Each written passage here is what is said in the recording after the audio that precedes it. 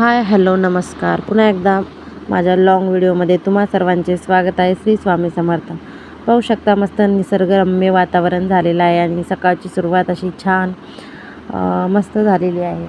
आणि झाडाला पाहू शकता मस्त छान असे फुलं उगवलेत आणि मस्त थंडगार वाराही सुटलेला आहे. तर मस्त अंगातला आळस म्हणजे असं वातावरण पाहिलं की निघून जातो आणि छान अशी सकाळची सुरुवात झालेली आहे. जे काही आपलं सकाळचं रुटीन जे असतं, सकाळी झाडून वगैरे काढणं, नंतर जे काही असतं तेच आज मी थोडंसं शेअर करेल तुमच्यासोबत. आणि बाहेरचं वातावरणही मस्त छान झालेलं आहे. सकाळी सकाळी मस्त पक्ष्यांचा किलबिलाट पाहू शकता तुम्ही. आणि असा आवाज ऐकायला खूप छान वाटतं. मस्त पक्ष्यांचा आवाज येतो, चिवचिव. आणि खरंच शांत सकाळ, सुंदर अशी थंडगार वारा, छान वाटतं एकदम. नंतर घरं वगैरे मी झाडून काढले आणि एका गृहिणीचं जी दिनचर्या असते ते तर सगळ्यांना माहिती आहे, वेगळं काही सांगण्याची गरज नाही आहे. नंतर आंघोळ वगैरे झाली आणि श्रीजाचा टिफिन बनवायला घेतला. तिला टिफिनमध्ये आज भेंडीची भाजी द्यायची होती. इकडे लगेच दूध तापवायला ठेवलेलं आहे. आणि छोट्या लेकरांचं जे काही असतं म्हणजे टिफिनमध्ये बटाट्याची भाजी, फ्लावर आणि भेंडी त्यांची फेवरेट असते. आणि मॅडमच्या इकडे नाटकं चालू आहेत ब्रश करण्यासाठी, कारण तिला ब्रश करण्याचा खूप म्हणजे कंटाळा आहे. ती अर्धा एक तास तर ब्रश करण्यासाठी लावते रोज.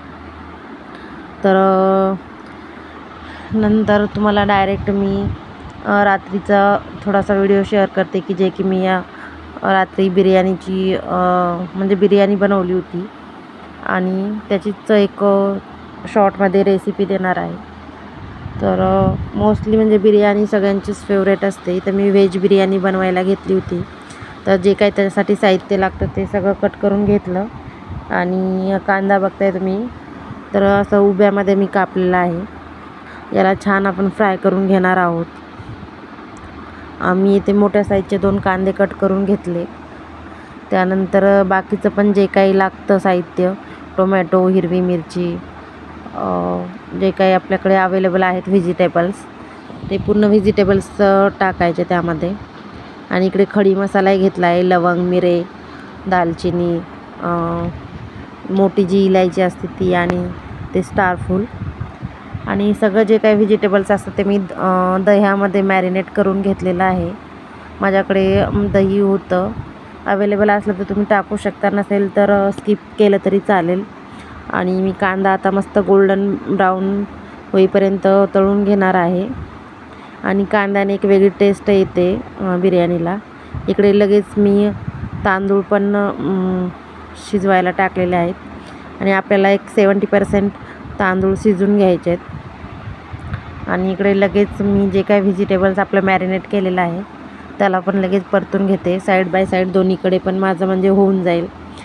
म्हणजे माझ्याकडे इकडे 2 शेगडीवर मी ठेवलेला आहे. इकडे भात शिजवायला ठेवला आहे आणि इकडे लगेच मी जे काय व्हेजिटेबल्स आहेत ते पण परतून घेते. म्हणजे आपल्याला एक टाईम पण आपला कमी लागेल आणि पटकन पण होईल. आणि पाहू शकताय तुम्ही मस्त असे वरून कांद्याने कोटिंग केलेली आहे.